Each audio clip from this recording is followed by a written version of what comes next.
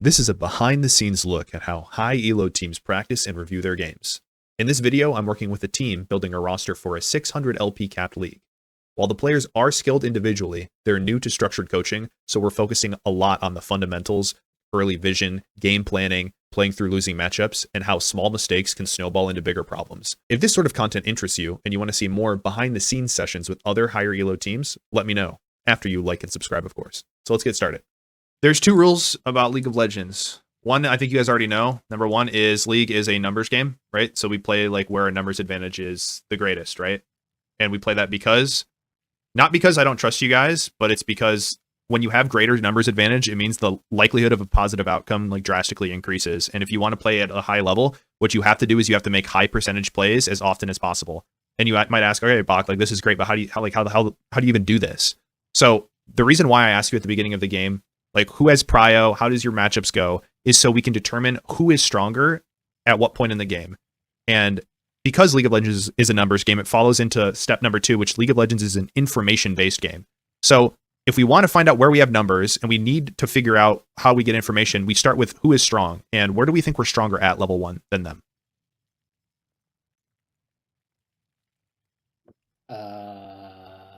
Bot, maybe? Because they have smaller?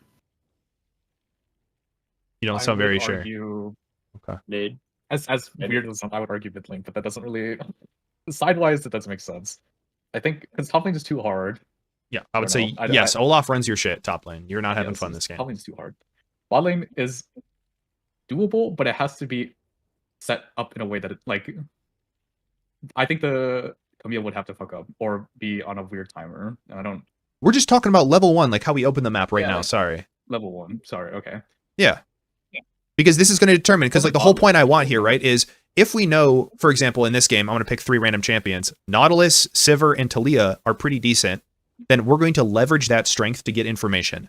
And, well, what does that look like? Okay, well, depending on what side of the map or like what information we need, that's where we're going to push in and get vision. So, in my opinion, I think this 3-item core is great. If we pressure in and get vision on Xin Zhao's Raptors, what information does this give for us? Where he starts. Yeah, why is that important? It determines where you pass. Yeah, because it might tell us if Xin Zhao's inside of our blue side jungle. But at the same time, we can still get similar information if we walk in top side and ward here, right? But it might be in a different way. So for example, if it's 3 minutes and we still don't see Xin Zhao on a ward we placed here, that should be alarm bells. But it's giving us the same thing. It's giving us information, but in a different way. And depending on where we're strong enough, that'll determine where we pressure in and get information. So it doesn't necessarily make a lot of sense to 5-point. 5-pointing is great, but like there needs to be a reason for it. What is the reason why you 5-point? Because it sounds cool. Prevent them from knowing where our jungle is, maybe? Yeah, like literally you're defending 5 points of entrance to your jungle, which means that the enemy is deprived of information, or you're at least getting like a smoke detector, right? That's beeping. Beep, beep, beep. They're pushing in for vision here. Now we know. There's an upside and a downside for this. It means that you're never going to have numbers advantage, though. Yeah. So being aware of how we want to use our early game pressure bot side, great. Like that's, you guys, like, why are they allowed to do this into you guys? This is Omega Turbo. Like, I don't even know why this is allowed. This is crazy. But then again, we also have to talk about just because you win at certain points of the game does not mean you always win or vice versa. So let's start top to bot. I'm going to try and go quick here. You said you lose this matchup really hard. What point in this matchup does it become slightly less losing for you? I would say like level 9. Once I have like Holy Rush shit. has enough movement speed that I level 9. I was thinking like level 2 or level 3. Oh, it's like okay level 2. Yeah, it's. I mean, he can still run you down. It's hard. Correct. It's hard the whole time. But level 9, I think it's really good. But 2 is good. Yeah. You get your ass beat like you owe him money. Like this whole game.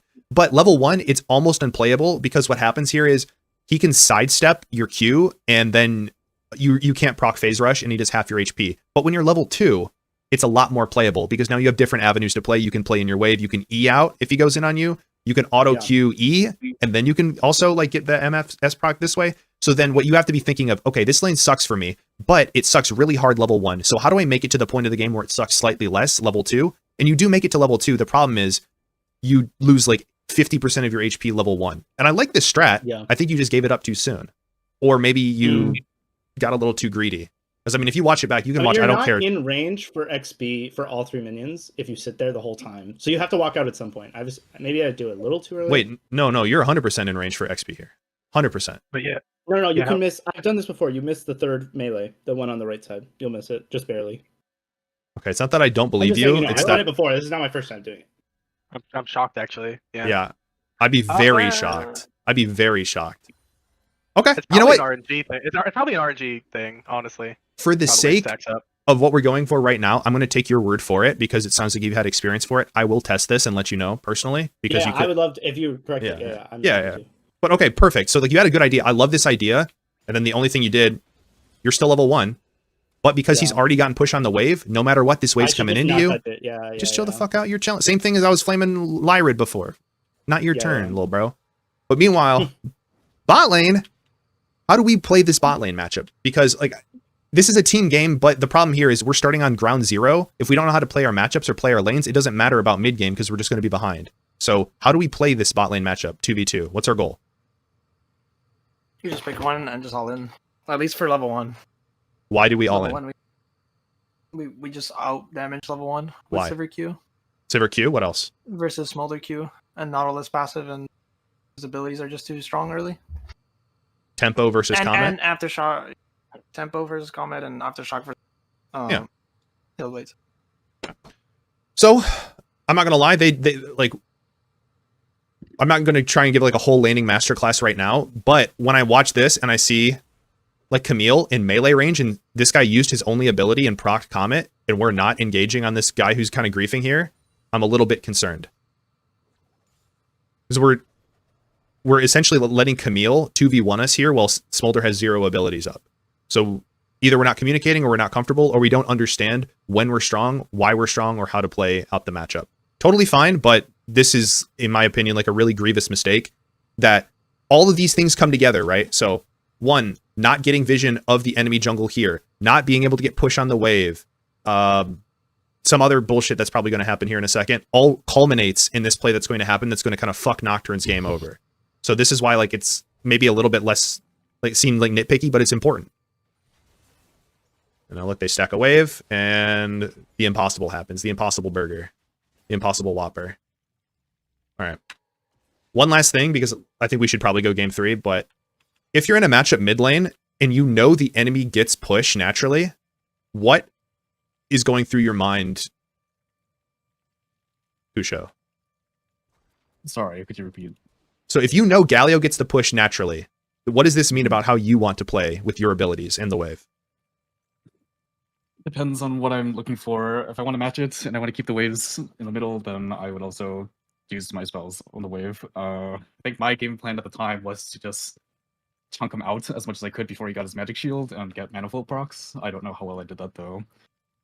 Because any attempt that I do to make a 2 or 3 wave crash, he'll just be able to clear with a Q and auto from passive.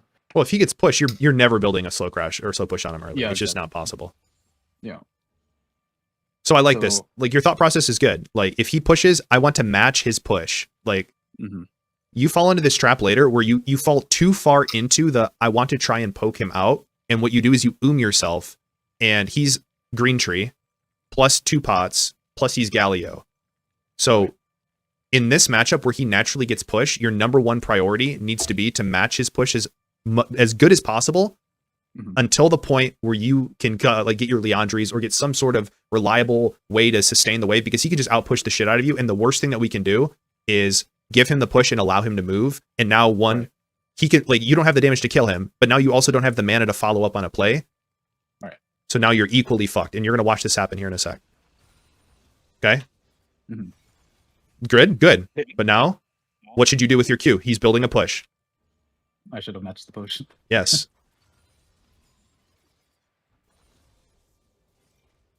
If I can interject, I think the game plan, since you can never like fully kill him, is you just chunk him as hard as you can and then cry for jungle. Sure. But also, if I'm you, I'm not doing anything other than fully clearing my camps and hitting 6, and then I'm making game plays. So, if my mid laner tells me to come mid, I'm telling you to fuck off, dude, because I'm Nocturne. Like, I want to farm my camps. Like, but anyways, all right, let's go game 3. Mid is doable before then. If he just gets low enough that he can at least pressure and fish for it. But But, I feel like yeah. what you're saying is that I Talia wanted to owns farm. I his wanted to mouth farm all my before camps, that. but You get one you know, timer. We know what's happened here.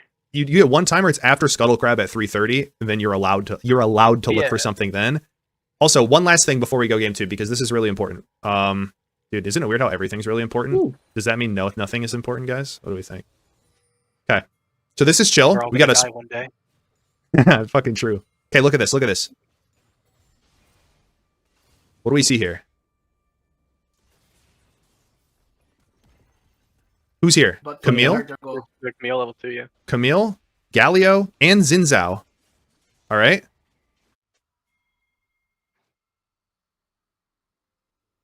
Yeah, that's worth dying for if you're Nautilus. That's just so worth dying for. Just walk up and hit him. At least we are playing for a plating here, or to zone him off the wave, or to dive him if he greeds here. Like, there's no way that he's allowed to collect a fully stacked cannon wave by himself while his support is across the map. It doesn't mean, like, hey, we both need to kill ourselves for it, but they're making a play up here. Now is not the time to reset. We at least need to play for something bot lane right now, and then we need to reset. Like, this is a timer. You just get a little gold. You think of this. If you were this Smolder, in what world, like, you're shitting your pants right now, bro. Enemy Nautilus, my god, support, dude, they're fully stacked cannon wave under my tower. I'm dead. Nah, I'm gonna let you out, little bro. Little pup. All right, anyways, let's go game 3.